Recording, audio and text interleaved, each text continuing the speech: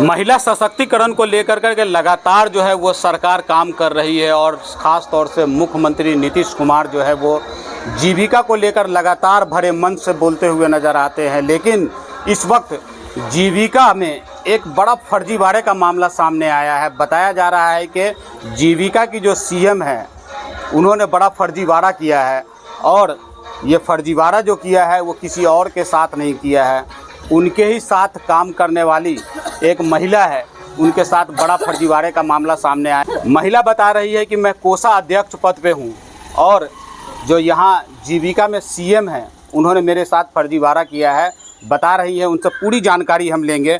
क्या हुआ था आपके साथ? मेरे साथ हुआ जो नीलम देवी 10 गो 12 गो चेक पर ऐसे ही साइन करवा लेती है, रजिस्टर पर साइन करवा लेती है, बोलती है महिला सबको पैसा देना है, जो पैसा निकाल के लाइए, क्योंकि मेरे ही साइन से पैसा सब निकलता है, मैं उसमें के मेन हूँ। और पैसा निकालने के बाद वो अपने खर्चा में यूज में ले आती है, 1000 के रोज पर लगा देती है और बोलती है कि आप निकाल के लाए हैं तो आप ही भरिए। 1000 के रोज पे लगा देती है? ब्याज पे? ब्याज पे लगाती है, रोज पे 1000 के रोज पे ब्याज पे लगा के देती है और बोलती है कि जो आप पैसा आप ही निकाल के लाए हैं, आप ही भरिए, हम नहीं जानते हैं। तो ऐसा तो मेरे साथ जब साइन करके हम निकाले और पैसा वो रखी तो पैसा हम क्यों भरे?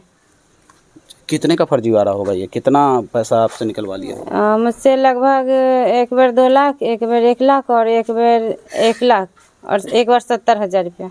अच्छा, आपके पति को जानकारी है इस चीज़ की? नहीं, मेरे पति को जानकारी नहीं है। हम वो हमसे बोली कि जे आपको पति को हम नहीं बताएंगे, जाइए। हम चोरा छुपा के जाते थे बैंक में, कहा कि हम छुप के इसमें जुड़े हुए थे, जो बोले कि इसमें बहुत फ़ायदा है, बहुत लाभ है, तो हम जुड़े। लेकिन जुड़ने के बाद यहाँ तो मेरा घाटा ही हो रहा है, कहीं कहीं कुछ नहीं लाभ मिल रहा है मुझे। मेरे नाम से पैसा उठाती है, मेरे साइन से पैसा उठाती है, अपना पैसा का यूज करती है। अब आपके पति को जानकारी मिल गई है? हाँ, अब हम अपने पति को बताएं कि मेरे साथ ऐसे ऐसे घटना हुआ है। तो आपके पति क्या कुछ नहीं कह रहे हैं आपको? मेरे पति बोल रहे हैं कि इसमें जुड़े तो क्यों नहीं बताया मुझे। अच्छा। हाँ। अच्छा, एक ही मैंने जो कागजात देखा है उसके अंदर ये भी दिखाया जा रहा है कि आपके पति के दुकान करने के लिए ये पैसा लिया जा रहा है। नहीं, उससे पहले मुझसे साइन करवा ली। इसके बाद ऊपर में वो दुकान के बारे में पूछी कि आपके पति के क्या दुकान है, तो हम बोले ऐसे जनरल स्टोर है, देव जनरल स्टोर।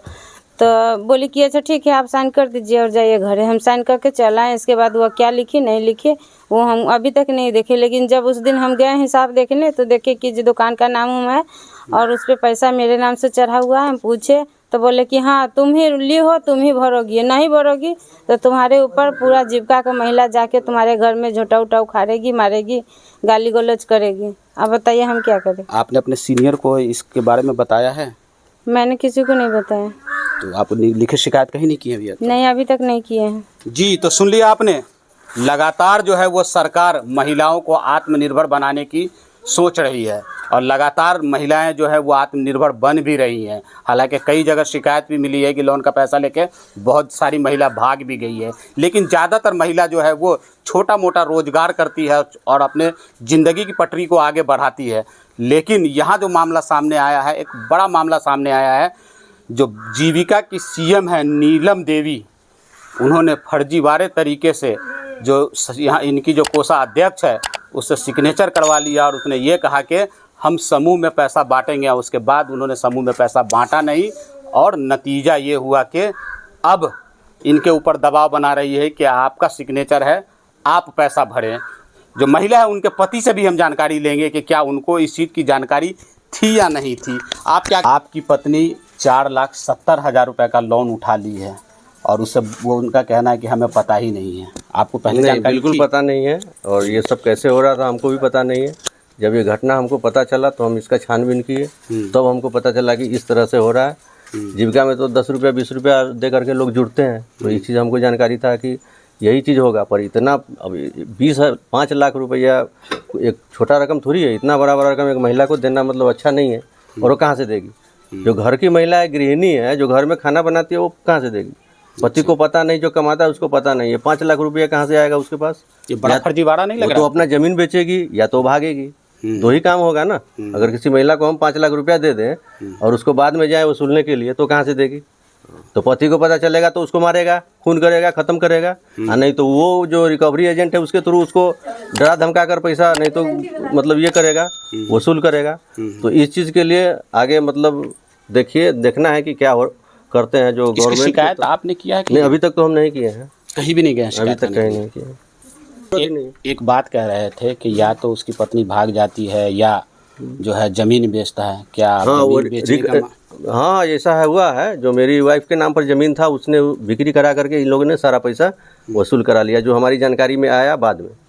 तो हम इस पर कार्रवाई के लिए आगे थाना में FIR के लिए भेजे हुए हैं और सरपंच साहब के यहाँ भेजे हुए हैं। अच्छा, आपने आवेदन दिया था? हाँ, मैंने थाने में और सरपंच साहब के यहाँ ये आवेदन दे रखा है। क्या वहाँ से क्या आश्वासन मिला है कि कार्रवाई करेंगे, वो लोग बोल रहे हैं कार्रवाई करेंगे जी।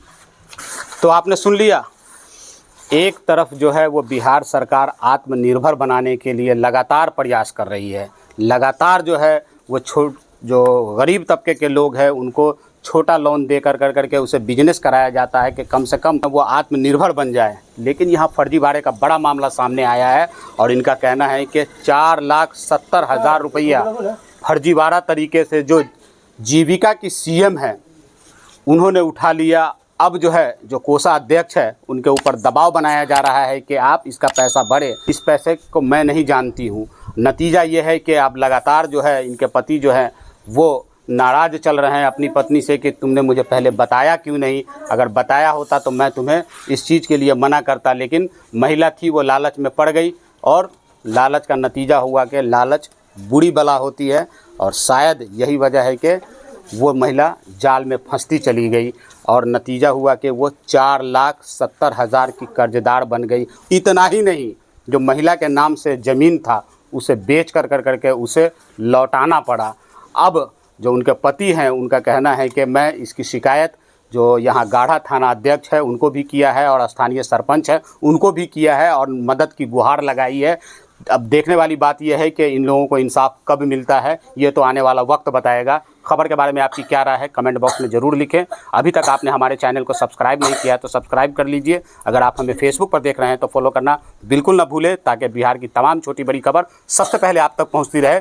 जय हिंद, जय भारत।